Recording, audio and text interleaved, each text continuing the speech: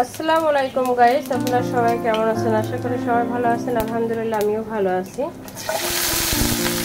তো আমি আপনাদের সাথে আজকে একটা রেসিপি শেয়ার করতে চলে আসলাম। আজকে এই মাছটা আমার অনেকদিন খাওয়া হয় না,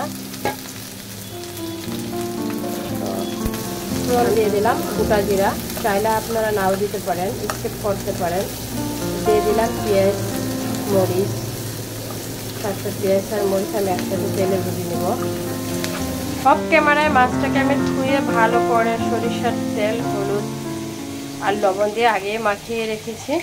তাই তো পেঁয়াজটাকে আমি হালকা একটু সফট করে নিয়েছি। এবার দিয়ে দিব এখানে আমি রসুন পেস্ট করে রাখছিলাম, এটা ব্লেন্ডারটা দিয়ে একটু পানি দিয়ে দিলাম আর কি।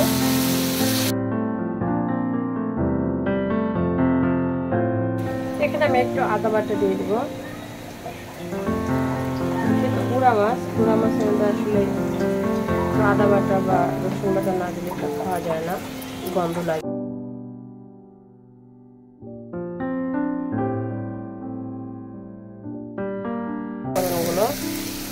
এখানে জিরার গুঁড়া, ধনিয়ার গুঁড়া, হলুদের গুঁড়া, মরিচের গুঁড়া।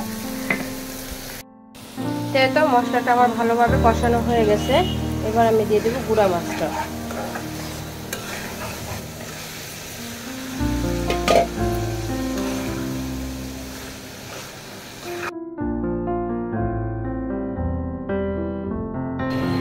তো যারা পছন্দ করেন এই গুঁড়া মাছের চচ্চড়ি বা ছোটো গুঁড়া মাছের চচ্চড়ি, এটা অবশ্যই কমেন্টের মাধ্যমে জানাবেন কারা কারা পছন্দ করেন আমার মতো এইভাবে খেতে।